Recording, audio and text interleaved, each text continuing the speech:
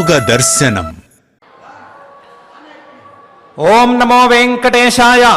हृदंतर समाराध्या निरंतर समासेव्या गोविंद गोविंद। सत्कारैः साधुभावैः शमदमसहितानेकयत्नैः प्रकृष्टैः दीर्घं कालं च यावत् क्षणदिनगणना व्यर्थयत्नप्रहीणैः नैरन्तर्येण युक्तैर्व्यवहितजनकानेकविच्छेदशून्यैः योगाभ्यासं प्रकुर्यान्तव गुणमहितापाङ्गदृष्टिप्रकारैः అని శ్రీమన్ మహాయోగేశ్వరేశ్వరుడైనటువంటి శ్రీ వెంకటేశ్వర స్వామి వారిని భక్తిగా ప్రార్థించుకుంటూ యోగ దర్శన అధ్యయన కార్యక్రమాన్ని ఈ శుభ సాయంకాల వేళ మనం ప్రారంభించుకుందాము. ప్రారంభములో ఆచార్యుల వారితో కలిసి ప్రార్థన శ్లోకాలను చదువుకుందాము. ఈ కార్యక్రమాన్ని శుభారంభంగా ప్రారంభం చేసుకుందాము. ఓం నమో నారాయణాయ. శ్రీ గురు ప్రార్థనా. గురుర్బ్రహ్మా గురుర్విష్ణుః గురుర్దేవో మహేశ్వరః గురుః సాక్షాత్ పరం బ్రహ్మ తస్మై శ్రీ గురవే నమః. శ్రీనివాస ప్రార్థనా. వెంకటేశ శ్రీనివాసః లక్ష్మీపతిరనామయః అమృతాంశో జగద్వంద్యః గోవిందః శాశ్వతః ప్రభుః. పతంజలి ప్రార్థనా. యోగేన చిత్తస్య పదేన వాచాం మలం శరీరస్య చ వైద్యకేన యోపాకరోత్తం ప్రవరం మునీనాం పతంజలిం ప్రాంజలిరానతోస్మి.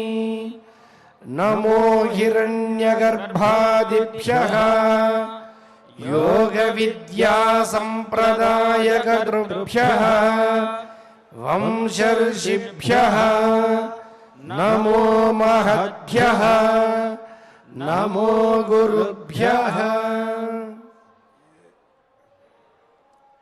శ్రీ గురుభ్యో నమః. ఒక రైతు గారికి చిన్న పిల్లవాడు ఉన్నాడు. ఆ పిల్లవాడు ఒకరోజు పక్కింటి ముందు ఒక పెద్ద చెరుకు ట్రాక్టర్ని చూశాడు. చెరుకు గడలు కోసుకొచ్చారు, ట్రాక్టర్ నిండా నింపి ఉంచారు. ఆ ట్రాక్టర్ని చూశాడు. నాన్న ఏంటిది అని అడిగాడు. తండ్రి గారు ఇది చెరుకు అని చెప్పారు. ఏం చేస్తారు దీంతో, ఇవన్నీ విశేషాలన్నీ అడిగాడు. అడిగితే ఇది చాలా తీయగా ఉంటుంది, దీని రసం తీసి తాగొచ్చు, లేదా దీంతో బెల్లము పంచదార లాంటివి చేసుకోవచ్చు, మిగులుతో కూడా కొన్ని వస్తువులు చేసుకోవచ్చు, రకరకాలుగా ఇది ఉపయోగపడుతుంది అని చెరుకు గురించి చెప్పాడు తండ్రి గారు కొడుకు. కొడుకు వెంటనే మనం కూడా చెరుకు తెచ్చుకుందాం నాన్న అన్నాడు. రైతు గారు సంతోషించారు. సంతోషించి మనకు కూడా పొలం ఉంది కదా, పొలంలో మనం చెరుకు పంట వేద్దాము, రేపే వేసేద్దాము అని అన్నాడు. అన్నట్టుగానే మరునాడు తండ్రి కొడుకులిద్దరూ పొలం దగ్గరికి బయలుదేరారు. ఈ లోపలే రైతు గారు అందరికీ చెప్పి ఆ చెరుకు ముక్కలవి తెప్పించారు నాటటానికి వీలుగా. పొలం అంతకుముందే సిద్ధంగా ఉన్నట్లుంది, నీళ్లు అవి కూడా ఉన్నట్లున్నాయి, అన్నీ బాగానే ఉన్నాయి. మర్నాడు పొద్దున్నే చెరుకు ముక్కలు నాటారు. వరుసగా నాటట కార్యక్రమం పూర్తయిన తరువాత రైతు గారు పని పూర్తయింది, ఇంటికి వెళదాం అని పిల్లవాడితో అన్నారు. పిల్లవాడు అన్నాడు, వద్దు నాన్న, కాసేపు ఆగుదాము, చెరుకు కోసుకునే ఇంటికి వెళ్ళిపోదాము అన్నాడు. అంటే తండ్రికి ఆశ్చర్యం వేసింది. అదేమిట్రా, చెరుకు ఇప్పుడే కదా నాటాము, అప్పుడే ఎక్కడి నుంచి కోస్తాము, చెరుకు కోసుకెళ్ళిపోదామంటావేమిటి అని అడిగాడు. అయితే కాదు నాన్న, చెరుకు టపటప పెరిగిపోతుంది కదా, సాయంత్రం లోపల పెరగదా, పెరిగిన చెరుకును మనం కోసుకోకపోతామా, మనం కూడా ట్రాక్టర్లలో నింపుకుని ఇంటికి వెళ్ళకపోతామా అని అడిగాడు. అడిగితే తండ్రి గారు చెప్పారు, నాన్న అలా కాదు, అలా జరగదు. చెరుకు మామూలుగా పంటే ఆలస్యంగా చేతికొస్తుంది, అందులో ఇది చెరుకు పంట కొంచెం ఆలస్యంగా చేతికొస్తుంది. పైగా మనం వేసింది దేశవాళీ రకము, అందువలన సుమారుగా 18 నెలలు దీనికి పట్టచ్చు. సుదీర్ఘకాలం పాటు వేచి చూడక తప్పదు.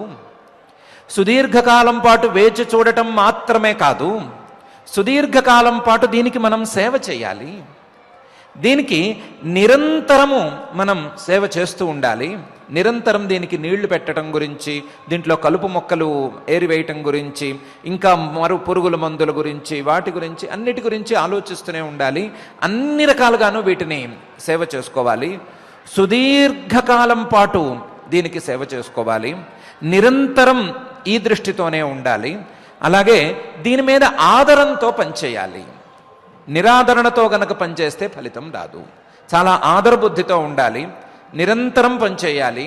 ఇలా గనక సుదీర్ఘకాలం పాటు మనం సేవ చేస్తే దీనికి నువ్వు అన్నట్టు ట్రాక్టరు 1 కావచ్చు, 10 కావచ్చు, ఎన్నైనా ఇది పంటిస్తుంది.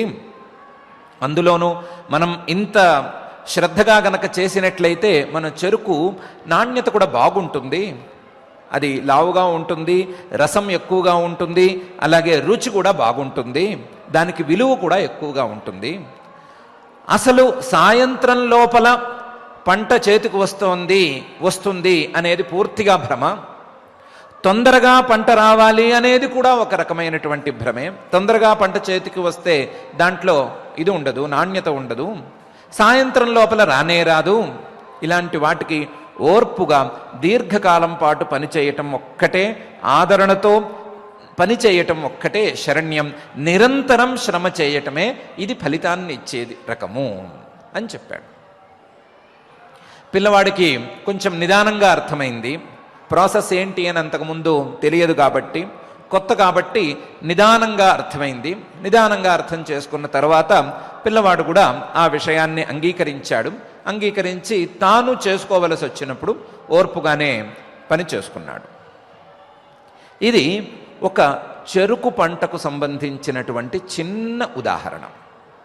చెరుకు పంట చాలా చిన్న విషయం. చాలా చిన్న ఉదాహరణలో కూడా సుదీర్ఘకాలం పాటు పని చేయవలసి రావటం, సుదీర్ఘకాలం పాటు పని చేసిన తరువాత కూడా దానికి నిరంతరం పని చేయవలసి రావటం, నిరంతరం పని చేయటంతో పాటుగా ఆదరణతో పని చేయవలసి రావటం అనేది చెరుకు పంటకే ఉన్నట్లయితే సాధనకు ఏమాత్రం ఉండాలి? చెరుకు పంట మానవుడికి మంచి రుచికరమైనటువంటి రసాన్ని, తీయని రసాన్ని ఇచ్చేది కాబట్టి దానికి ఇంత పరిశ్రమ చేయవలసి వస్తే, మానవుడికి తాను సాధించవలసినటువంటి జీవిత లక్ష్యాన్ని సాధించటానికి కావలసినటువంటి సాధన చేయటానికి ఎంత కాలం అవసరమవుతుంది, ఎంత నిరంతరం ఆ సాధనను చేసుకోవలసి వస్తుంది, ఎంత ఆదరణతో ఆ సాధనను చేసుకోవలసి వస్తుంది అనే విషయాన్ని ఆలోచించుకుని తీరాలి. అందరూ అర్థం చేసుకుని తీరాలి అనేది ఒక ప్రధానమైన విషయం. ఆ ప్రధానమైనటువంటి విషయాన్ని పతంజలి మహర్షి గారు సూచనప్రాయంగా అభ్యాస వైరాగ్యాభ్యాం తన్నిరోధ అని ఒక మాట చెప్పారు. చిత్తవృత్తులు రకరకాలుగా ఉండేటువంటి చిత్తవృత్తులు, రకరకాలుగా పోయేటువంటి మనస్సు, రకరకాల సంస్కారాలతో కూడినటువంటి మనస్సు, ఇష్టం వచ్చినట్లు సంచరించడానికి అలవాటు పడిపోయినటువంటి మనస్సు, ఇలాంటి మనస్సును ఆపటానికి, ఈ మనస్సులోని ఆలోచనలను, పరిణామాలను, వృత్తులను లేదా క్రియలను వీటన్నిటినీ ఆపుకోవటానికి అభ్యాసం చేయాలి. ఆ అభ్యాసంతో పాటుగా కావలసినంత మేరకు వైరాగ్యాన్ని కూడా చేర్చుకోవాలి. ఇలా అభ్యాస వైరాగ్యాలతో మాత్రమే ఈ మనస్సు యొక్క కదలికలను ఆపుకోగలం. కానీ ఉన్నట్టుండి స్టాప్ అంటే ఆగిపోయేదేమీ కాదు ఈ మనస్సు అనే విషయాన్ని ఒకమారు సూక్ష్మంగా చెప్పారు. చెప్పి ఆ అభ్యాసాన్ని గురించినటువంటి వివరణను ఇస్తూ తత్ర స్థితౌ యత్నః అభ్యాసః అనే విషయాన్ని చక్కగా చెప్పారు. మనస్సును స్థిరంగా ఉంచటానికి మనస్సును ఒకచోట పూర్తిగా ఆపేయటానికి వీలైనటువంటి ప్రయత్నం, అది అభ్యాసం అనేటువంటి ప్రయత్నం. మనసుకు స్థిరంగా నిలవటానికి కావలసినటువంటి బలాన్ని తెచ్చేటువంటి ప్రయత్నం, మనస్సుకు స్థిరత్వాన్ని తెచ్చేటువంటి ప్రయత్నం, మనస్సు స్థిరంగా ఒకచోట ఉండటానికి కావలసిన సామగ్రిని సమకూర్చుకునేటువంటి ప్రయత్నం, ఈ ప్రయత్నాలన్నీ కలిస్తేనే, ఈ ప్రయత్నాలన్నీ కలిసి మూట కట్టుకుంటేనే, ఈ అభ్యాసం అనేది సాధిస్తేనే ఈ మనస్సు ఒకచోట కుదురుగా ఉండటం అనేది సాధ్యపడుతుంది, లేకపోతే సాధ్యపడదు అని దానికంటే కొంచెం వివరంగా చెప్పారు. కొంచెంగా వివరంగా చెప్పటం ద్వారా దీనికి ప్రయత్నమైతే చక్కగా చేయవలసిందే అనే మాట మనకు అర్థమయ్యేటట్లుగానే చెప్పారు. ప్రయత్నం జరగాలి, బాగా జరగాలి. ఆ ప్రయత్నం ఒకవైపు కాకుండా నలుదిశలా ఉండేటట్టుగా ఉండాలి, 4 వైపులా ప్రయత్నం ఉండేటట్టుగా ఉండాలి. అటువంటి ప్రయత్నం ద్వారా మాత్రమే మనస్సును అరికట్టుకోవటం సాధ్యం అనే విషయాన్ని తత్ర స్థితౌ యత్నః అభ్యాసః అనే సూత్రం ద్వారా మహర్షి గారు తెలియచేశారు. తెలియచేసి ఇంకా కూడా ఈ విషయంలో స్పష్టత రావాలి, లేకపోతే రకరకాల సందేహాలకు ఆస్కారం ఉంది. రకరకాల సందేహాలు ఇలా పుట్టుకొస్తాయి. అయ్యా మీరే అంటున్నారు మనస్సును కట్టివేయటం చాలా కష్టం, మనస్సులో రకరకాల పరిణామాలు జరిగి ఉన్నాయి, మనకు రకరకాల సంస్కారాలు ఉన్నాయి, రకరకాలుగా ప్రవర్తించటం అలవాటైపోయింది మనస్సుకు. ఇలాంటి మనస్సును కట్టివేసుకోవటం అనేది దాదాపు అసాధ్యమని అంటున్నారు, కష్టసాధ్యమని అంటున్నారు. ఇలాంటి కష్టసాధ్యమైనటువంటి ప్రయత్నానికి ఎందుకు పూనుకోవటం అండి? ఎందుకు ఇలా కష్టమైనటువంటి ప్రయత్నం చేసుకోవటం?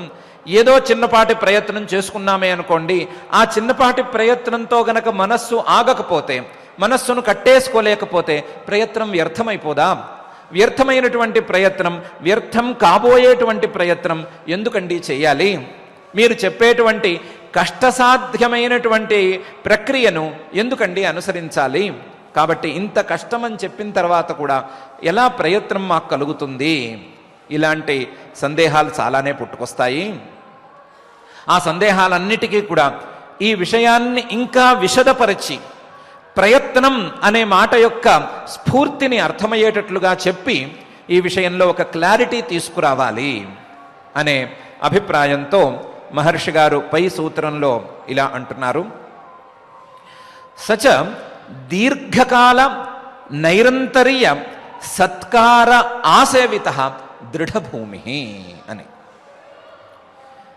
సచ లేదా సతు ఆ ప్రయత్నం, మనస్సును కట్టివేసుకోవటానికి చేసేటువంటి ప్రయత్నం, మనస్సును కట్టివేసుకోవటానికి చేసేటువంటి పరివిధములైనటువంటి ప్రయత్నం, ఈ ప్రయత్నం దీర్ఘకాలం పాటు గనక సాగినట్లయితే, దీర్ఘకాలం నైరంతర్యేణ అంటే నిరంతరం సతతము సాగినట్లయితే, అలాగే సత్కార ఆసేవిత సత్కారంతో గనక ఈ ప్రయత్నం సాగినట్లయితే, సత్కారంతో ఆసేవిత చక్కగా గనక చేసుకున్నట్లయితే, ఈ ప్రయత్నాన్ని చక్కగా చేసుకున్నట్లయితే ఈ ప్రయత్నం దృఢభూమి, దృఢమైనటువంటి ఫలితాన్ని ఇస్తుంది.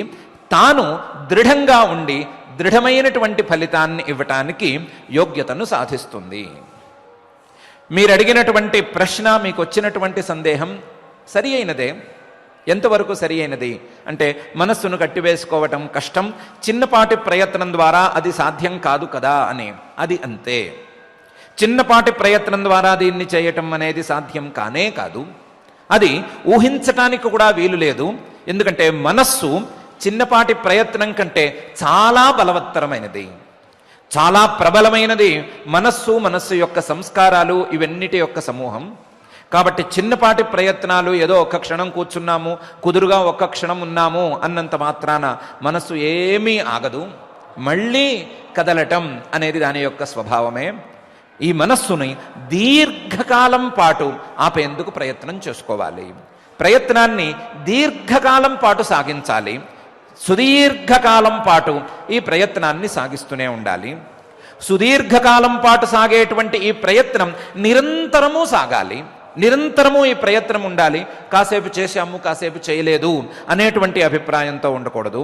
నిరంతరము సాగటంతో పాటుగా ఆదరణతో ఈ ప్రయత్నం సాగాలి.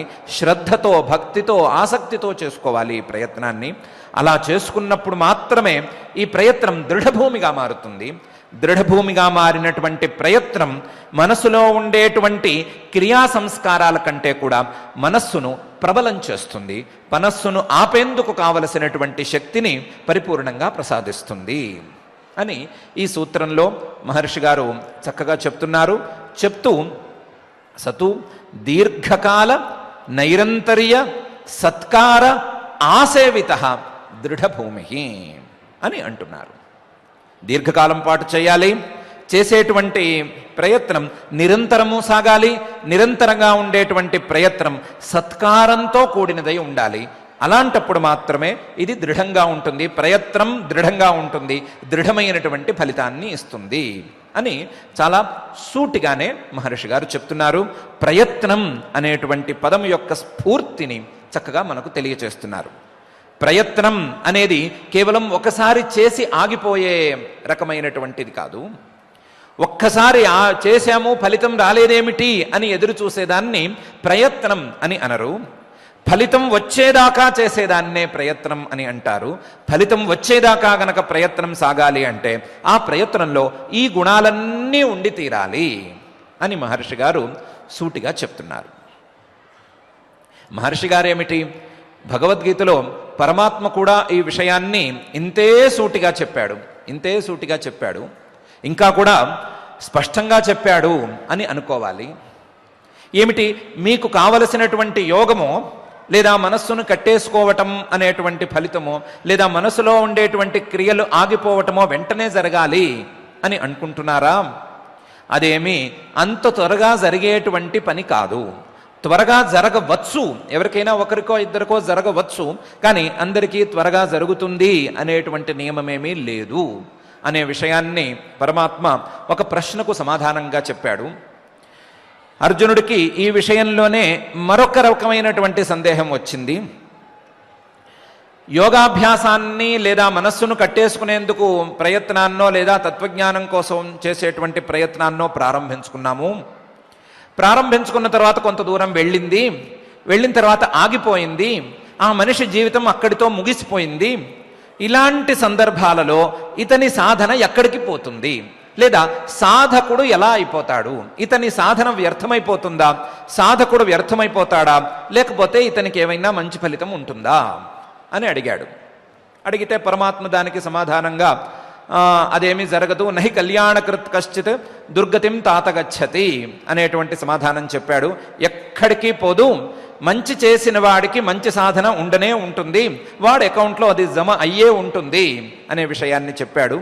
చెప్పి శుచీనాం శ్రీమతాం గేహే యోగభ్రష్టోభిజాయతే అథవా యోగినామేవ కులే భవతి ధీమతాం అని వరుసగా చెప్పుకుంటూ వచ్చి చివరికి ఒక మాట చెప్పాడు, అనేక జన్మ సంసిద్ధ తతో యాతి పరాంగతిం అని. అనేక జన్మ సంసిద్ధ, సాధనను అనేక జన్మల పాటు సాగించుకుంటూ పోతూ అనేక జన్మలలో తాను చేసుకున్నటువంటి సాధనకు సిద్ధులను అందుకుంటూ ఆ సంసిద్ధి ద్వారా తతో యాతి పరాంగతిం, తాను అందుకోవలసినటువంటి ఫలితాన్ని అందుకుంటాడు అని. మనం అడిగింది మొదటి ప్రయత్నంతో ఫలితం అందట్లేదేమిటి అని. పరమాత్మ చెప్తున్నది మొదటి ప్రయత్నం గురించి మాట్లాడొద్దు, మొదలు ప్రయత్నం చేసినటువంటి రోజు గురించి మాట్లాడొద్దు, మొదటి ప్రయత్నం తాలూకు సంవత్సరం గురించి మాట్లాడొద్దు, మొదటి ప్రయత్నం తాలూకు జన్మ గురించి కూడా మాట్లాడొద్దు. అవి రోజులు పట్టచ్చు, సంవత్సరాలు పట్టచ్చు, జన్మలు కూడా పట్టచ్చు. అనేక జన్మ సంసిద్ధ, అందులో కూడా 1-2 జన్మలు కాకుండా చాలా జన్మల పాటైనా పట్టచ్చు. కానీ సంసిద్ధి అనేది తప్పకుండా వస్తుంది. ప్రయత్నం చేసిన వాడికి, దీర్ఘకాలం పాటు ప్రయత్నం చేసిన వాడికి ఫలితం తప్పకుండా దక్కుతుంది అనే మాట పరమాత్మ ఇంకా విస్పష్టంగా చెప్పాడు. మహర్షి గారు దీర్ఘకాలం అని మాత్రమే ఊరుకున్నారు. పరమాత్మ అనేక జన్మ సంసిద్ధ అనే మాట ద్వారా క్షణం నుండి రోజులు, సంవత్సరాలు, జన్మలు గడిచినా సరే సాధన సాగుతూ ఉండవలసిందే. సాధనకు ఫలితం వచ్చేదాకా సాధన ఆగటానికి వీలు లేదు అనే మాట స్పష్టంగా చెప్పేశాడు. పరమాత్మ స్పష్టంగా విస్తృతంగా చెప్పిన దాన్నే మహర్షి గారు దీర్ఘకాల అనేటువంటి పదంతో సంక్షిప్తంగా చెప్తున్నారు. సందేహాన్ని ఇద్దరూ కూడా నివారణ చేస్తూ ఉన్నారు. ఒక్క క్షణంలో, రోజులో, సంవత్సరంలో, జన్మలో అనేటువంటి కాలగణన అనేది పెట్టుకోకూడదు.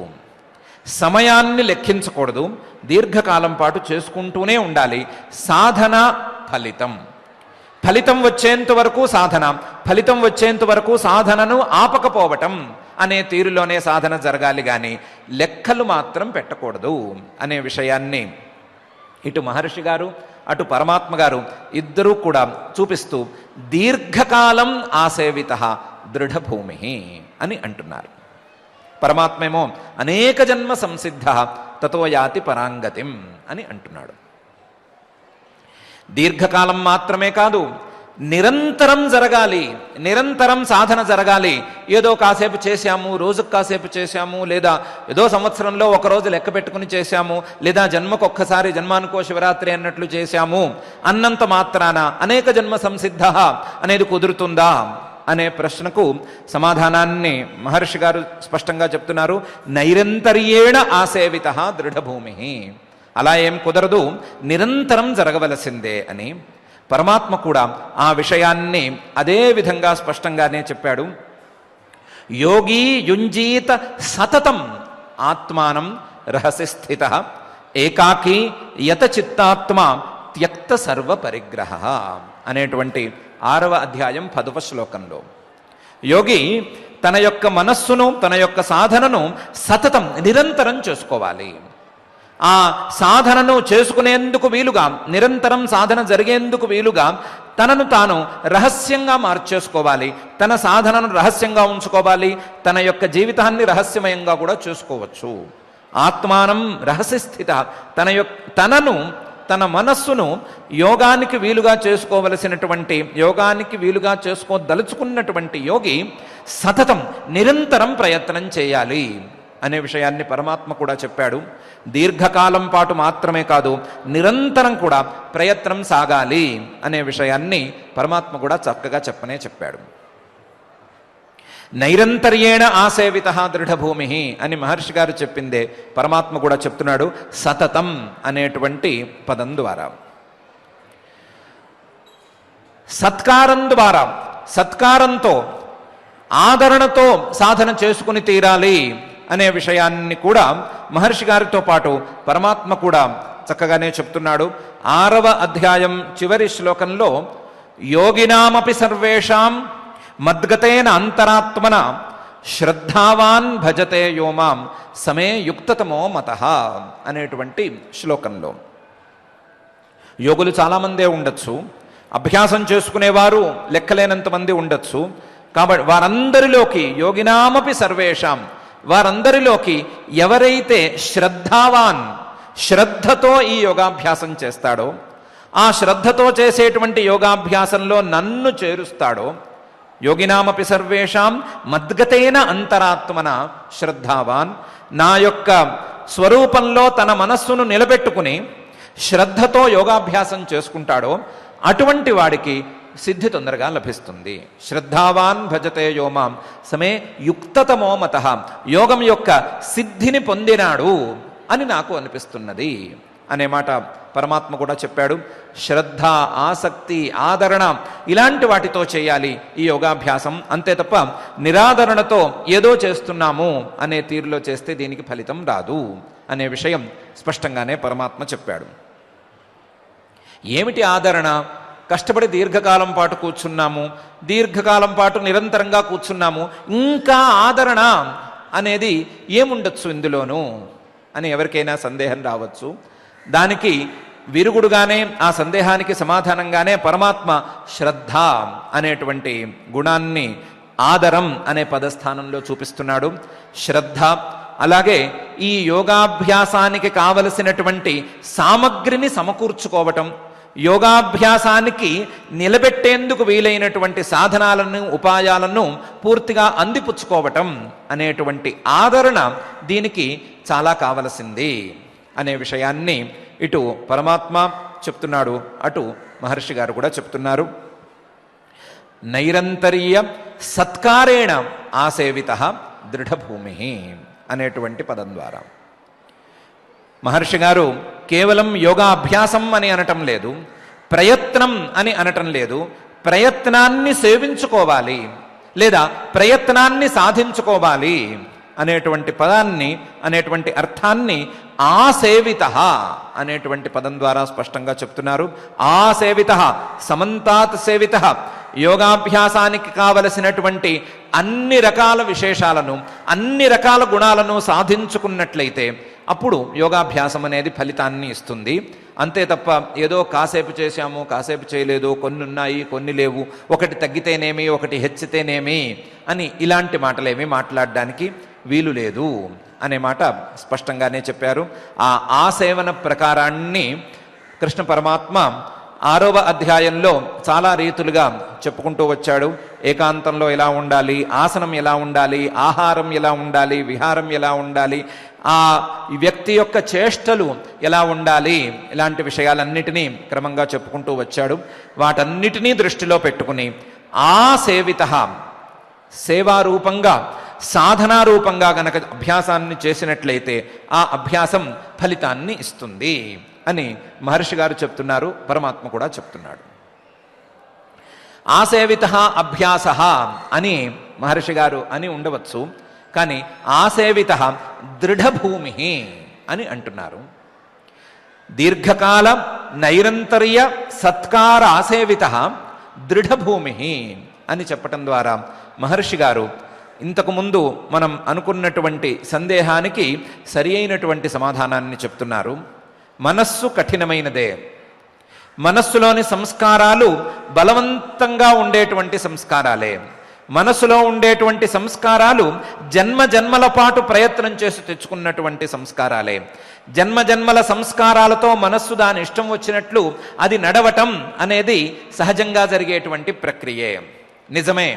కానీ అలాంటి మనస్సును కూడా కట్టేసుకోవడానికి ఉపాయం అనేది ఉంది. అది ఇంతకుముందు చెప్పుకున్నట్లుగా దీర్ఘకాల నైరంతర్య సత్కారాసేవితమైనటువంటి ప్రయత్నం. ఆ ప్రయత్నం ఎప్పుడైతే దృఢపడుతుందో, ఆ ప్రయత్నం ఎప్పుడైతే బలపడుతుందో, బలపడినటువంటి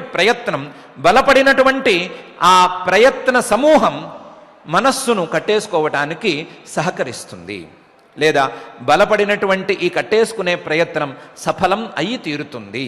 కాబట్టి దృఢభూమిగా ఉంటుంది. దాని దార్ఢ్యం విషయంలో, దాని దృఢత్వం విషయంలో ఏ సందేహము అక్కరలేదు. దృఢభూమిగా ఆ ప్రయత్నం నిలుస్తుంది. మనస్సు యొక్క జన్మ జన్మల సంస్కారాలను ఇది అడ్డుకుని తీరుతుంది. మనస్సు యొక్క ఇష్టం వచ్చినట్టు ప్రవర్తించేటువంటి విధానాన్ని ఇది పూర్తిగా అడ్డుకుంటుంది అనే విషయం స్పష్టంగా చెప్తున్నారు దృఢభూమి అనేటువంటి పదం ద్వారా.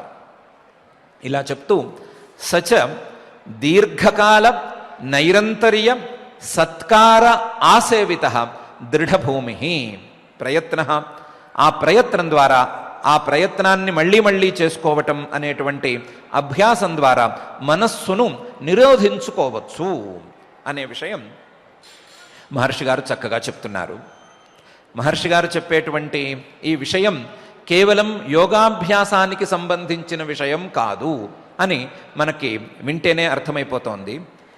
ఏ లక్ష్యాన్ని సాధించుకోవాలి అన్నా, అది చిన్నపాటి లక్ష్యమే అయినా, పెద్ద స్థాయి లక్ష్యమే అయినా, విద్యార్థులు సాధించవలసినటువంటి దాని ఫలం లాంటి లక్ష్యాలే అయినా, మరొక లక్ష్యమే అయినా, ఏ లక్ష్యమైనా సరే అది ప్రయత్నంతో మాత్రమే సాధ్యం.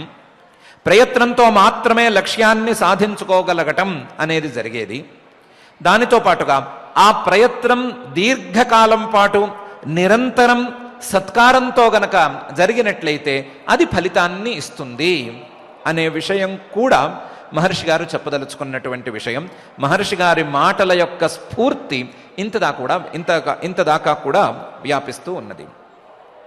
ఏ లక్ష్యమైనా దీర్ఘకాలం పాటు నిరంతరం సత్కారంతో ఆదరణతో గనక సాధించగలిగినట్లయితే అది తప్పకుండా సిద్ధిస్తుంది, ఆ ప్రయత్నం సఫలమై తీరుతుంది అని మహర్షి గారు స్పష్టంగా పేర్కొంటున్నారు. దీనికి ఉదాహరణగా మనం పెద్ద స్థాయి లక్ష్యాన్నే ఒకసారి చూసుకుంటే, భగీరథ ప్రయత్నం అని మనం అనుకునేటువంటి ప్రయత్నం సరిగ్గా ఇలాంటిదే అనే విషయం మనకు తెలుస్తుంది. భగీరథ ప్రయత్నం అని మన వాళ్ళు అనుకుంటూ ఉంటారు. భగీరథుడు అనేటువంటి మహానుభావుడు చాలా సుదీర్ఘకాలం పాటు నిరంతరం సత్కారంతో ప్రయత్నం చేసి గంగని ఆకాశం నుండి భూమికి తీసుకువచ్చాడు, తన వేరే ప్రయోజనాన్ని సాధించుకోవటం కోసం. సగర మహారాజు గారు అని ఒక చక్రవర్తి గారు ఉండేవారు. ఆయన అశ్వమేధాలు చేయటం అలవాటుగా పెట్టుకున్నాడు. ఆ అశ్వమేధాలు చేయటంలో నియమంలో భాగంగా గుర్రాన్ని విడిచిపెట్టేవాడు. గుర్రాన్ని విడిచిపెట్టిన తర్వాత ఆ గుర్రం తిరిగి వచ్చేది, అశ్వమేధం పూర్తి చేసుకునేవాడు. గుర్రానికి రక్షణగా తనకి ఉన్న 60,000 మంది పిల్లల్ని పంపించేవాడు. ఆ పిల్లల ప్రభావానికి ఎవరు ఆ గుర్రాన్ని ఎదుర్కొనేవారు కాదు. యజ్ఞాలన్నీ సాఫీగా సాగిపోయేవి. ఒక యజ్ఞంలో ఇంద్రుడికి పరీక్షించాలనే బుద్ధి పుట్టింది. బుద్ధి పుట్టి ఈ గుర్రాన్ని మాయం చేసేశాడు. మాయం చేసి తీసుకెళ్లి పాతాళంలో కపిల మహర్షి గారు ఒక చెట్టు కింద కూర్చుని సమాధి స్థితిలో ఉంటే ఆ చెట్టు కట్టేసి వచ్చేశాడు. పిల్లలు వెతుక్కున్నారు, ఎక్కడ ఉంది ఏముంది అని వెతుక్కున్నారు, దొరకలేదు. మాయ కాబట్టి భూలోకంలో సుమారుగా ఎక్కడ కనిపించే మేర ఎక్కడా దొరకలేదు. దొరక్కపోతే మళ్ళీ వెనక్కి వచ్చారు, తండ్రి దగ్గరకు వచ్చారు. తండ్రికి చెప్పారు, అయ్యా గుర్రం దొరకలేదు అని. ఆయనకి కోపం వచ్చింది. మళ్ళీ గుర్రం దొరికేంత వరకు నా కంటికి కనిపించద్దు అని గట్టిగా మందలించి పంపించారు. ఈ పిల్లలు ఊరుకోక మొత్తం భూమిని మొత్తం తవ్వేశారు. తవ్వేసి పాతాళం దాకా వెళ్ళిపోయారు. పాతాళం దాకా వెళ్ళిపోతే పాతాళంలో ఒక చెట్టు కింద కపిల మహర్షి గారు కూర్చుని ఉన్నారు. ఆ చెట్టు వెనకాల ఈ గుర్రం చక్కగా మేస్తోంది. వీళ్ళు 60,000 మంది పొలోమంటూ శబ్దం చేసుకుంటూ ఆయన మీద పడిపోయారు. ఆయన పాపం సమాధి స్థితిలో ఉన్నవాడు. సమాధి స్థితిలో ఉండేటువంటి యోగులు లేదా సాధన చేసేటువంటి యోగులు లేదా కనీసం నిద్రలో ఉండేటువంటి మానవులు ఎవరైనా సరే హడావిడి చేస్తే ఇబ్బంది పడతారు. నిద్రలో ఉన్నప్పుడు మానవుణ్ణి హడావిడి చేసి గనక లేపితే కొంచెం అన్నట్టుగా ఉంటారు. ఎందుకంటే ఇంద్రియాలు వాటి స్థానాల్లో అవి కాస్త విశ్రాంతి తీసుకుంటూ ఉంటాయి లేదా మనస్సులో లయించి ఉంటాయి. మళ్ళీ తిరిగి వాటి స్థానాలకి ఇంద్రియాలను చేర్చటానికి కావలసినటువంటి సమయం ఇవ్వాలి. అది నిద్రకి ఒక నిర్దిష్టమైన సమయం ఉంటుంది, నిదానంగా లేపటం అని జరగవలసినటువంటి తీరులో అది ఉంటుంది. సమాధి స్థితిని చేరుకోవటానికి చేసే సాధనలో కొంత నిర్దిష్టమైన సమయం ఉంటుంది, నిర్దిష్టమైన విధానం ఉంటుంది. సమాధి స్థితికి చేరుకున్నటువంటి యోగికి అది ఇంకా నిర్దిష్టమైన స్థితిలో ఉంటుంది. సమాధి స్థితికి చేరుకున్నటువంటి వ్యక్తి తన ఇంద్రియాలన్నిటినీ ఒకచోట స్థిరంగా ఉంచి ఆ ఇంద్రియాలు మళ్ళీ వాటంతట అవి లేవకుండా జాగ్రత్త చేసుకుని సమాధి స్థితిలోకి వెళ్తాడు.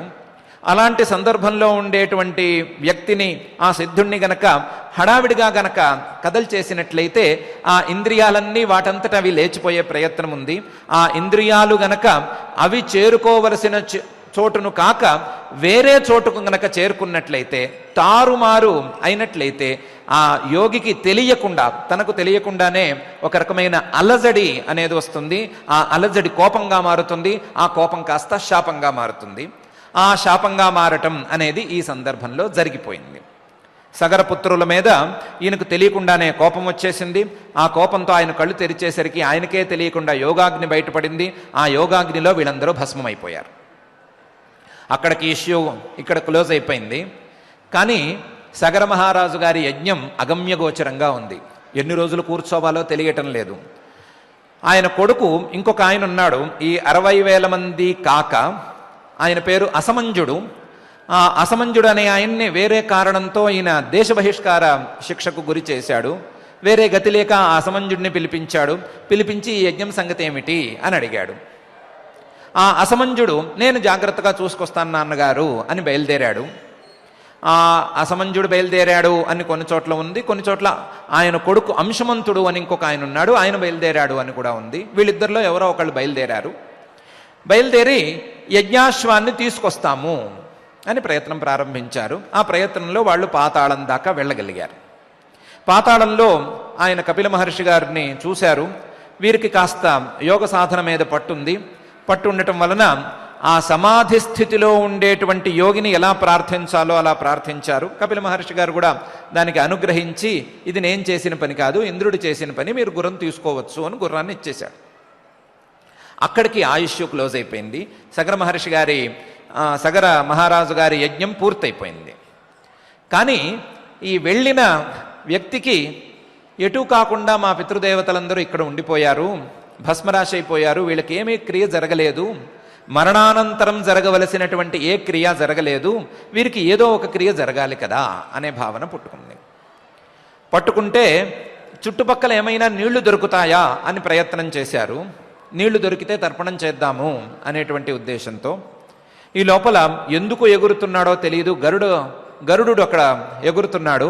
ఆయన చెప్పాడు, చిన్న చితక నీళ్లతో తర్పణం చేస్తే వీళ్ళకేమీ ఉత్తమ గతులు రావు, వీళ్ళు అపరాధం చేసి మరణించారు కదా, వీరికి ఆకాశంలో ఉండేటువంటి గంగ వచ్చి ఈ బూడిద రాసుల మీద గనక పారితే అప్పుడు మాత్రమే ఉత్తమ గతి లభిస్తుంది, లేకపోతే ఉత్తమ గతి లభించదు అని. ఈ వార్త సగర మహారాజు గారికి చేరింది. సగర మహారాజు గారు కూడా ఆ యజ్ఞాన్ని పూర్తి చేసిన తర్వాత పిల్లలకి ఉత్తమ గతి లభించేలాగా, గంగ భూమి మీదకి దిగేలాగా ఏదో ప్రయత్నం చేయాలి అనుకున్నారు. ఆయన స్థాయిలో ఆయన ఏదో ప్రయత్నం చేశారు. ప్రయత్నం సఫలం కాకుండానే ఆయన జీవితాన్ని చాలించవలసి వచ్చింది. ఆయన జీవితాన్ని చాలించేశారు. ఆయన కొడుకు అసమంజుడు, ఆయన కూడా కొంత ప్రయత్నం చేసుకున్నాడు, ప్రయత్నం చాలలేదు, ఆయన కూడా ప్రయత్నం చాలకుండానే జీవితాన్ని చాలించాడు. ఆయన కొడుకు అంశమంతుడు, ఆయన కూడా అలాగే చేసుకోవలసి వచ్చింది. ఆయన కొడుకు దిలీపుడు, ఆయనకు కూడా ఇదే పరిస్థితి ఏర్పడింది. ఆయన కొడుకు భగీరథుడు, దిలీపుడు కొడుకు భగీరథుడు. ఆ భగీరథుడు మాత్రం కొంచెం తొందరగానే మేల్కొన్నాడు. మిగతా వాళ్ళందరూ కాస్త రాజ్య వ్యవహారాలన్నీ చక్కబెట్టి రాజ్యాన్ని స్థిరం చేసుకుని వారి యొక్క కర్తవ్యాలన్నింటినీ, బాధ్యతలన్నింటినీ పూర్తి చేసుకుని తర్వాత దిగారు. ఈయన మాత్రం ఏమనుకున్నాడంటే, తొందరగా దిగాలి, గట్టి ప్రయత్నం చేయాలి, ఇప్పటికీ చాలా తరాల పాటు ఈ ప్రయత్నం జరుగుతూనే ఉంది కానీ సఫలం కాలేదు, ఎలాగైనా దీన్ని సఫలం చేయాలి అని అనుకున్నాడు. అనుకుని కాస్త మంచి మంత్రుల్ని ఏరి ధర్మపరంగా రాజ్యాన్ని పాలించే విధానాల్ని ఏర్పాటు చేసి వాళ్ళకి రాజ్యభారం ఇచ్చేసి తను తపస్సుకు బయలుదేరటం తపస్సు కూర్చున్నాడు. ఆలస్యం చేయలేదు. ఆలస్యం చేయకుండా బ్రహ్మగారి కోసం తపస్సు చేశాడు. బ్రహ్మగారు చాలా కాలం తర్వాతే ప్రత్యక్షమయ్యాడు, తొందరగా ఏమి రాలేదు. ప్రత్యక్షమైనటువంటి బ్రహ్మగారిని ఈయన నాకు గంగావతరణాన్ని అనుగ్రహించవలసింది అని ప్రార్థించాడు. ఆయన సృష్టికర్త కదా, ఆయనకే ఈ సృష్టిలో ఏ వస్తువు, ఏ నది, ఏ రాయి, ఏ రప్ప ఎక్కడ ఉండాలి అని నిర్ణయం తీసుకునే అధికారం ఉంటుంది. కాబట్టి ఆయనే దీనికి సరి అయిన వ్యక్తి అని అనుకున్నాడు. అది సరి అయిన మాటే కాబట్టి బ్రహ్మగారు కూడా అలాగే అన్నాడు. తథాస్తు అన్నాడు కానీ ఒక మెలిక పెట్టాడు. ఏమిటి మెలిక అంటే, గంగ ఆకాశంలో ఉంది సూక్ష్మ రూపంలో, దాన్ని ఆకాశగంగ అంటారు. ఆ ఆకాశగంగ వేగంగా భూమి మీదకు వచ్చినప్పుడు ఆ వేగాన్ని ఒకే సమయంలో ఏకకాలంలో భూమి తట్టుకోలేదు. ఆ వేగాన్ని తట్టుకునేటువంటి శక్తి భూమికి లేదు. అందువలనే నేను గంగని భూమి మీదకు తేలేదు ఇంతవరకు. కాబట్టి ఈ భూమి ఆకాశగంగ యొక్క వేగాన్ని తట్టుకునేందుకు వీలుగా మధ్యలో ఒక పాయింట్ను అడ్డం పెట్టుకోవాలి. అది ఇంకోటేమీ కుదరదు. నువ్వు పరమేశ్వరుడి గురించి తపస్సు చెయ్యి, ఆయన వస్తాడు. ఆయన జటాజూటంలో గనక గంగ దిగితే, అక్కడ నుండి గనక గంగ భూమి మీదకి దిగితే భూమి మీద ఇంత ప్రెషర్ ఉండదు అని చెప్పాడు. తపస్సు పూర్తయిపోయింది, గంగావతరణం ఇంకేముంది అయిపోయింది అని అనుకున్న తర్వాత మళ్ళీ తపస్సు, ఇంతకంటే గట్టి తపస్సు మొదలైంది. ప్రయత్నం పూర్తి కాలేదు, ప్రయత్నం మళ్ళీ కామాతో మళ్ళీ మొదలైంది. ఈయనేమీ వెరవలేదు, మళ్ళీ పరమేశ్వరుని గురించి తపస్సు చేయడం మొదలుపెట్టాడు. పరమేశ్వరుడు ప్రత్యక్షమయ్యాడు. ప్రత్యక్షమైతే ఆయన్ని ప్రార్థించాడు, ఆకాశగంగని నీ జటాజూటంలో భరించి భూమి మీదకు విడవవలసింది అని. లేదా ఆకాశగంగ భూమి మీదకు సాగేందుకు వీలుగా నువ్వు నాకు ఉపకారం చేసి పెట్టవలసింది అని కోరుకున్నాడు. పరమేశ్వరుడు సరే అన్నాడు. ఆయన నోట్లో తథాస్తు తప్ప మరొక మాట లేదు అని భక్తుల ఉవాచ. కాబట్టి ఆయన తథాస్తు అన్నే అన్నాడు. సరే, ఒక ముహూర్తాన్ని నిర్ణయించుకుని ఆ ముహూర్తానికి ఆకాశగంగని దించటం ఖాయం అని అనుకున్నారు. ఈ గంగ మహోద్ధృతంగా ఆకాశం నుంచి జారి పడుతోంది. పడుతున్నటువంటి గంగ ఏమనుకుందంటే, భూమి మాత్రమే కాదు, నా వేగాన్ని పరమేశ్వరుడు కూడా తట్టుకోలేడు అని అనుకుంది. పరమేశ్వరుడు కూడా నా వేగాన్ని ఏం తట్టుకుంటాడు, అందులో ఆయన తలకాయ పెట్టాడు, తలకాయ పెడితే ఇంకేం మిగులుతుంది అని అనుకుంది. అది పరమేశ్వరుడు చూశాడు. చూసి సరే అన్నాడు. సరే అని దిగనిచ్చాడు. పరమేశ్వరుడి జటాజూటంలోకి గంగ దిగింది. దిగిన తర్వాత ఆ జటాజూటంలో ఉండేటువంటి కుదుళ్ళు అంటాం కదా, వెంట్రుకల యొక్క మొదళ్ళు, ఆ మొదళ్లలో ఎటు తిరుగుతున్నానో తెలియక అక్కడే తిరగటం ప్రారంభించింది. బయటికి రావటం లేదు. గంగ పరమేశ్వరుడిలోకి దిగుతోంది, ఆయన జటల్లోకి దిగుతోంది, కానీ అక్కడే ఆగిపోయింది. పరమేశ్వరుడు బయటికి విడిచిపెట్టట్లేదు. గంగకి దిక్కు తోచటం లేదు. గంగ పరిస్థితి, గంగ అహంకారం పరిస్థితి దేవుడెరుగు. ఈ భగీరథుడికి అసలే దిక్కు తోచటం లేదు. తపస్సు 2వ దశకు చేరుకున్నది, ఏదో ఫలితం వచ్చింది, ఇంక గంగ రావటమే, భూలోకానికి దిగటమే అని అనుకుంటే ఇక్కడ గంగ కిందకి దిగట్లేదు. వేరే దారేముంది? మళ్ళీ కూర్చుని కాసేపు పరమేశ్వరుని గురించి తపస్సు చేశాడు. పరమేశ్వరుడు మళ్ళీ ఏం కావాలి అని అడిగాడు. అయ్యా స్వామి, ఆ గంగను కాస్త విడిచిపెట్టండి, గంగను విడవకపోతే పని కాదు కదా అన్నాడు.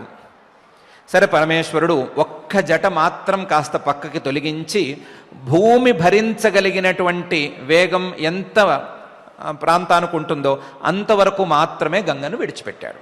ఎంత గంగను భూమి భరించగలదో అంతవరకు మాత్రమే విడిచిపెట్టాడు. భూమి మీదకు గంగ చేరింది. చేరినంత మాత్రాన ప్రయత్నం పూర్తిగా సఫలం కాలేదు. పాతాళానికి వెళ్ళవలసి ఉంది. అందుకోసం ప్రారంభించాడు ఆయన. పాతాళం దాకా వెళ్ళాలి అంటే ఉన్నటువంటి గంగ అంది, నాకు దారి తెలియదు, నాకు పాతాళానికి దారి తెలియదు, నేను ఎక్కడో ఆకాశంలో ఉంటున్న దాన్ని, ఇప్పుడేమో శివుడు జటాజూటంలో తిరిగేసరికి నాకు కళ్ళు తిరిగినాయి, నాకేం దారి తెలియదు, నువ్వు దారి చూపిస్తూ ఉంటే నీ వెంట నేను వస్తాను, నువ్వు ఎక్కడికి రమ్మంటే అక్కడికి వస్తాను అనంది. ఆయన రథం ఎక్కాడు. రథం ఎక్కి దారి చూపిస్తూ వెళుతున్నాడు. ప్రయత్నం ఇంకా సఫలం కాలేదు. ప్రయత్నం సాగుతూనే ఉంది. ఇంతవరకు 3 దశలలో తపస్సు చేయటం అనేటువంటి ప్రయత్నం అయితే ఇప్పుడు తానే దారి చూపించటం అనేటువంటి ప్రయత్నం జరుగుతోంది. జరుగుతూ ఉండగా ఈ గంగ మహోత్సాహంగా ఉరవళ్ళు పరవళ్ళు వేసుకుంటూ తన దారిలో అడ్డం వచ్చే ప్రతిదాన్ని మింగేస్తూ ప్రతిదాన్ని తనలో కలుపుకుంటూ పారుతోంది. పారుతూ ఉండగా మధ్యలో జహ్ను మహర్షి గారిని ఒక పెద్ద ఆయన ఉన్నాడు. ఆయన ఆశ్రమాన్ని దాకా వచ్చింది. భగీరథుడు వెనకాల గంగ ఎలా వస్తోంది అని సరిగ్గా చూసుకోలేదు. ఈ గంగ గారు కాస్త ఆ జహ్ను మహర్షి గారి ఆశ్రమం మొత్తాన్ని ముంచెత్తేసింది. మహర్షి గారి ఆశ్రమంలో ఉండే వాళ్ళందరూ హాహాకారాలు చేశారు. మహర్షి గారు ఆ హాహాకారాలు విన్నారు. విని ఈ గంగకి ఇంత పొగరా, పరమేశ్వరుడు ఒకసారి బుద్ధి చెప్పాడు కదా, అయినా సరే వీడికి బుద్ధి రాలేదు అని ఆ వచ్చిన గంగను మొత్తం తాగేశాడు. ఆయన ప్రభావం అంతటిది, ఆయన తాగేశాడు.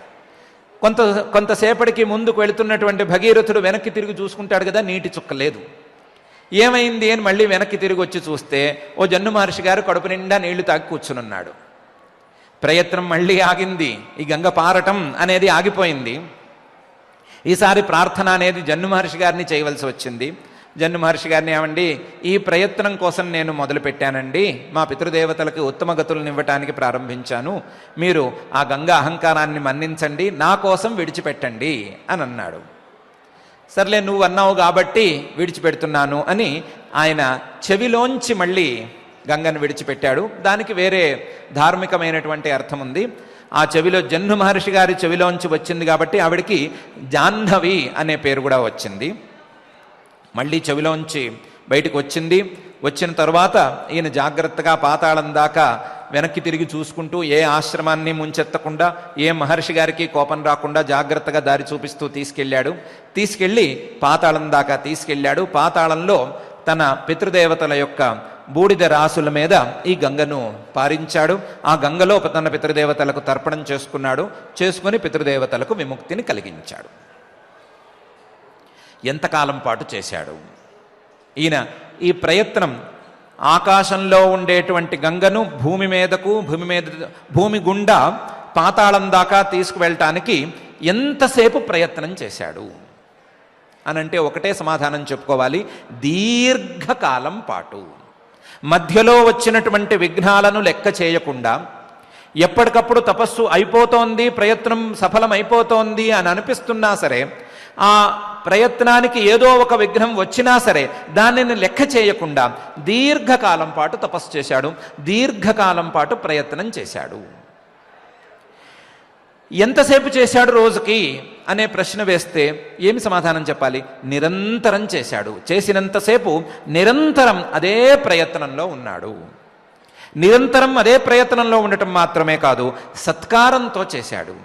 మధ్యలో అటు బ్రహ్మగారిని ప్రార్థించుకోవాల్సి వచ్చింది, పరమేశ్వరుని ప్రార్థించుకోవాల్సి వచ్చింది, జహ్ను మహర్షి గారిని ప్రార్థించుకోవలసి వచ్చింది. ఇంతమందిని ప్రార్థించుకుంటూ చేయవలసినటువంటి తపస్సు చేస్తూ ఇటు గంగను కూడా ప్రార్థించుకుంటూ ఆవిడిని కూడా అనునయిస్తూ జాగ్రత్తగా సత్కారంతో ఆదరణతో తన ప్రయత్నాన్ని ముందుకు సాగించుకుని తాను అందుకోదలుచుకున్నటువంటి ఫలితాన్ని అందుకున్నాడు. కాబట్టి దీర్ఘకాల నైరంతర్య సత్కార ఆసేవిత కాబట్టి ఆయన తన ప్రయత్నాన్ని సఫలం చేసుకోగలిగాడు.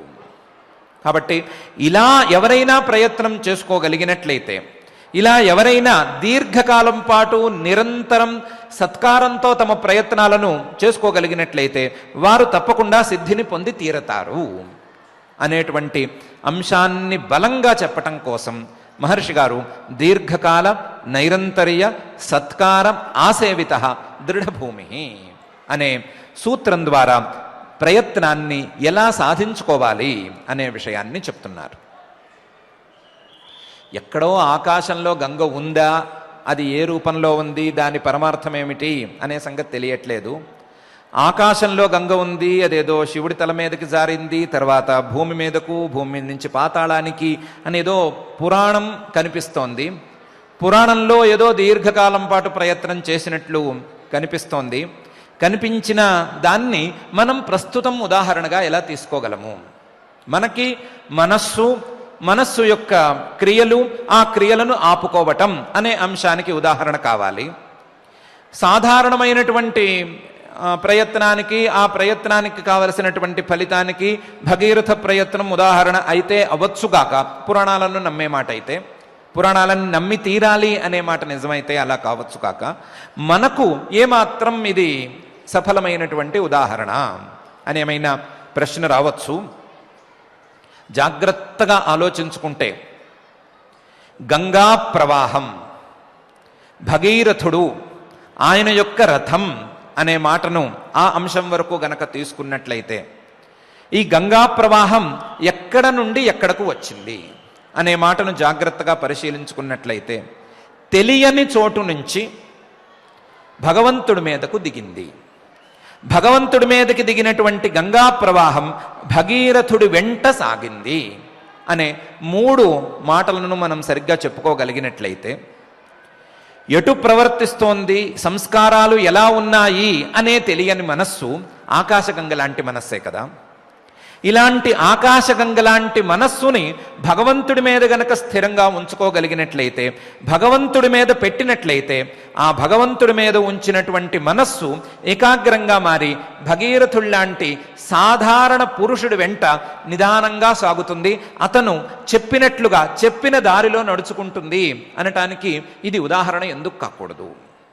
భగీరథుడు అనేటువంటి వాడిని ఒక జీవుడి కింద లెక్క వేసుకుంటే, జీవుడు తన యొక్క మనస్సును ఎక్కడ ఉందో తెలియదు అనే స్థాయి నుంచి పరమేశ్వరుడి మీద పెట్టినటువంటి మనస్సును మనకు అనుకూలంగా మార్చుకున్నాము అనే స్థాయి దాకా ఎందుకు తెచ్చుకోకూడదు? అలా తెచ్చుకోవటానికి వీలుగా ఈ ఉదాహరణను ఎందుకు అర్థం చేసుకోకూడదు అని మనం ఒకసారి అనుకున్నట్లయితే ఈ ఉదాహరణ మనకు ప్రస్తుత సందర్భంలో ఏ విధంగా ఉపయోగపడుతుంది అనే విషయం తేట తెల్లమవుతుంది. అలాంటి విషయాలన్నిటినీ దృష్టిలో ఉంచేలాగా, అలాంటి విషయాలను స్ఫురింపజేసేలాగా మహర్షి గారు సచ దీర్ఘకాల నైరంతర్య సత్కార ఆసేవిత దృఢభూమి అనేటువంటి సూత్రాన్ని రచిస్తున్నారు. ఈ సూత్రం ద్వారా ప్రయత్నం దీర్ఘకాలం సాగాలి అని చెప్తున్నారు. దీర్ఘకాలంతో పాటుగా దీర్ఘకాలం పాటు నిరంతరం సాగాలి అని చెప్తున్నారు.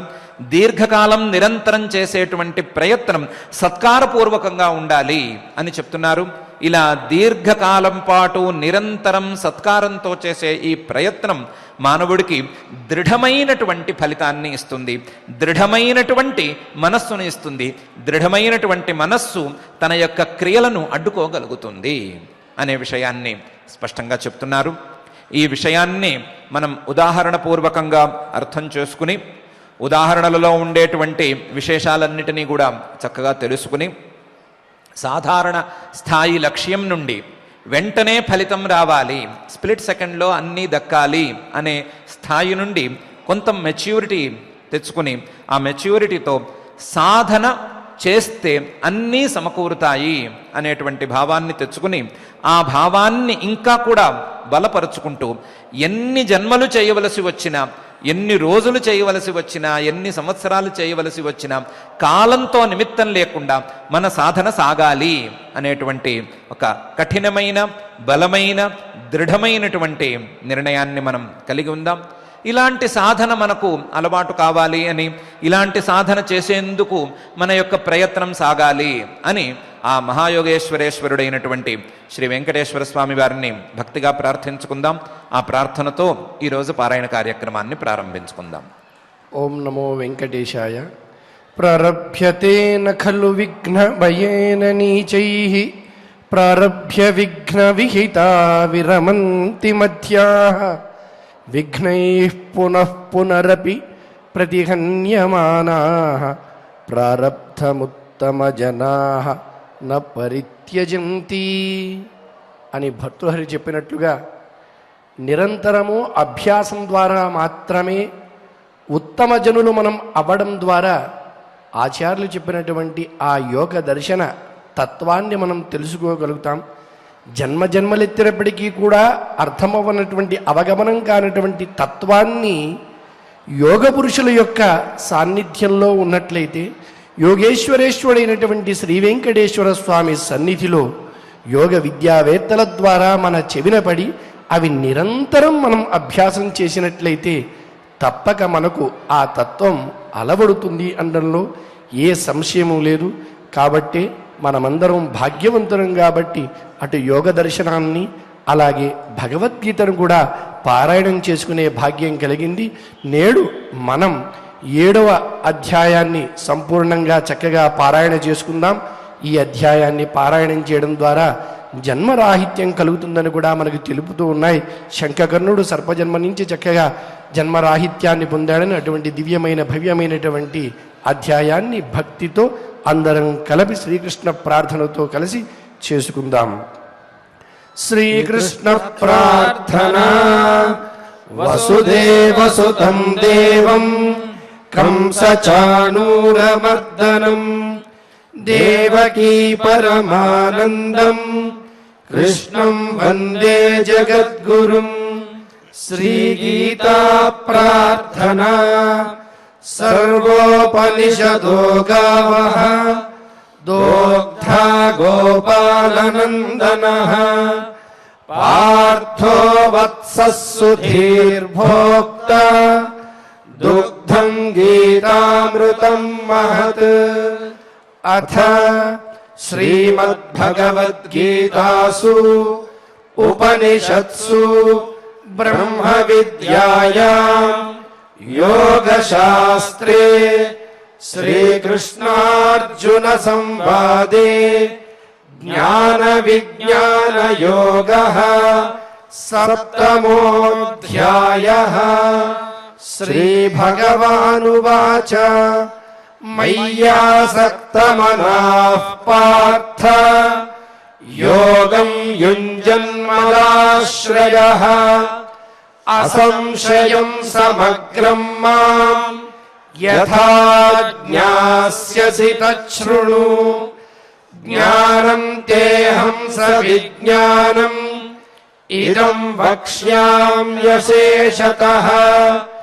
यज्ञात्वा नेह भूयोऽन्यत् ज्ञातव्यमवशिष्यते मनुष्याणां सहस्रेषु कश्चिद् यतति सिद्धये यततामपि सिद्धानां कश्चिन्मां वेत्ति तत्त्वतः भूमिरापो नलो वायुः खं मनो बुद्धिरेव च अहंकार इतीयं मे भिन्ना प्रकृतिरष्टधा अपरेयमितस्त्वन्यां प्रकृतिं विद्धि मे पराम् जीवभूतां महाबाहो ययेदं धार्यते जगत् एतद्योनीनि भूतानि सर्वाणीत्युपधारय अहं कृत्स्नस्य जगतः प्रभवः प्रलयस्तथा मत्तः परतरं नान्यत् किञ्चिदस्ति धनञ्जय मयि सर्वमिदं प्रोतम् सूत्रे मणिगणा इव रसोऽहमप्सु कौन्तेय प्रभास्मि शशिसूर्ययोः प्रणवः सर्ववेदेषु शब्दः खे पौरुषं ऋषु पुण्यो गन्धः पृथिव्यां च तेजश्चास्मि विभावसौ जीवनं सर्वभूतेषु तपश्चास्मि तपस्विषु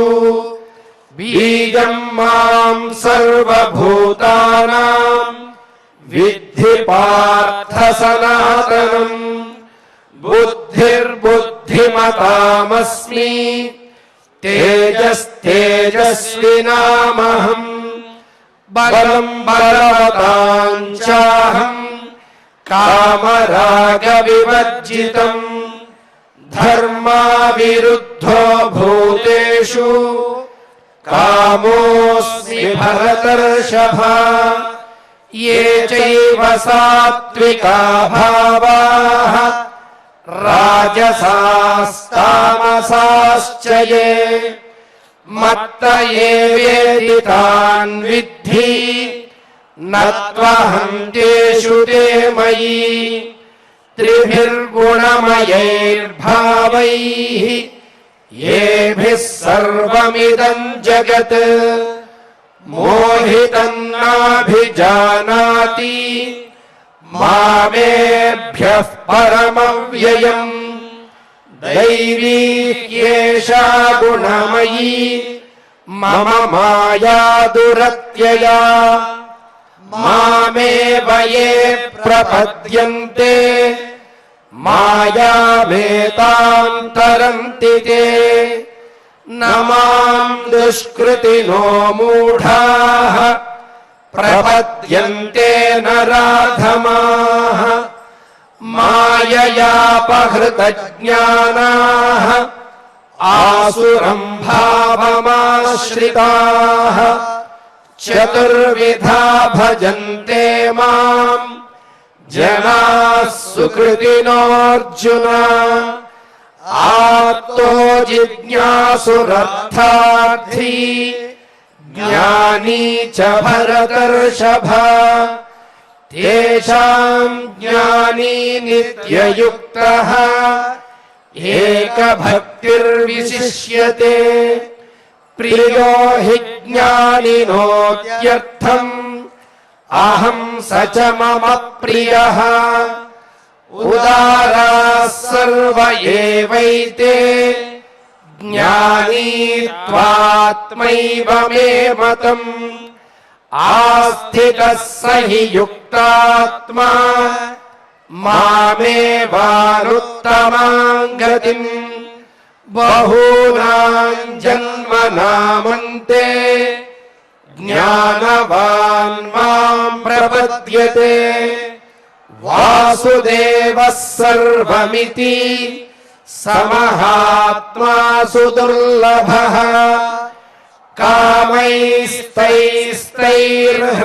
కామైస్తైస్తైర్హృతజ్ఞానాః ప్రపద్యంతేన్యదేవతాః తం తం నియమమాస్థాయ ప్రకృత్యా నియతా స్వయా యో యో యాం యాం తనుం భక్తః శ్రద్ధయార్చితుమిచ్చతి తస్య తస్యాచలాం శ్రద్ధాం తామేవ విదధామ్యహం సతయా శ్రద్ధయా యుక్తః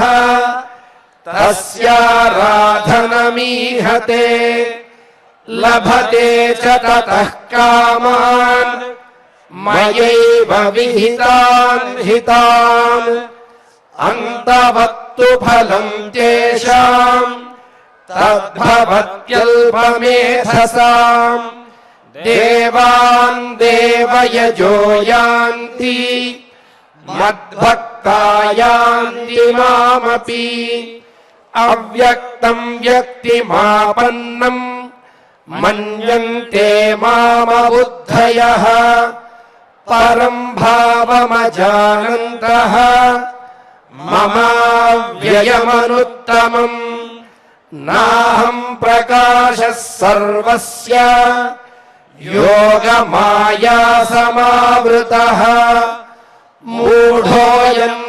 మూఢోయన్నాభిజానాతి లోకో మామజమవ్యయం వేదాహం సమతీతాని వర్తమానాని చార్జున భవిష్యాణి చ భూతాని మాం తు వేద న కశ్చన ఇచ్ఛాద్వేష సముత్థేన ద్వంద్వమోహేన భారత సర్వభూతాని సమ్మోహం సర్గే యాంతి పరంతప యేషాం త్వంతగతం పాపం జనానాం పుణ్యకర్మణాం తే ద్వంద్వమోహ నిర్ముక్తాః భజంతే మాం దృఢవ్రతాః జరామరణమోక్షాయ మామాశ్రిత్య యతంతి యే తే బ్రహ్మ తద్విదుః కృత్స్నం అధ్యాత్మం కర్మ చాఖిలం సాధిభూతాధిదైవం మాం సాధియజ్ఞం చ యే విదుః ప్రయాణకాలేపి చ మాం తే విదుర్యుక్తచేతసః ఇతి శ్రీమద్భగవద్గీతాసు ఉపనిషత్సు బ్రహ్మ విద్యాయాం యోగశాస్త్రే శ్రీకృష్ణార్జున సంవాదే జ్ఞాన విజ్ఞాన యోగః సప్తమోऽధ్యాయః యత్ర యోగేశ్వరః కృష్ణః యత్ర పార్థో ధనుర్ధరః తత్ర శ్రీర్విజయో భూతిః ధ్రువా నీతిర్మతిర్మమ అథ క్షమా ప్రార్థనా యదక్షరపదభ్రష్టం మాత్రాహీనం చ యద్భవేత్ తత్సర్వం క్షమ్యతాం దేవ నారాయణ నమోస్తుతే అథ భగవత్సమర్పణం కాయేన వాచా మనసేంద్రియైర్వా బుద్ధ్యాత్మనా వా ప్రకృతే స్వభావాత్ కరోమి యద్యత్ సకలం పరస్మై నారాయణాయేతి సమర్పయామి. अथ लोकक्षेम प्रार्थना सर्वे भवन्तु सुखिनः सर्वे सन्तु निरामयाः सर्वे भद्राणि पश्यन्तु मा कश्चित् दुःखभाग् भवेत् अथ मङ्गलम् श्रियः कान्ताय कल्याणनिधये निधयेऽर्थिनाम् श्रीवेङ्कटनिवासाय श्रीनिवासाय मङ्गलम्।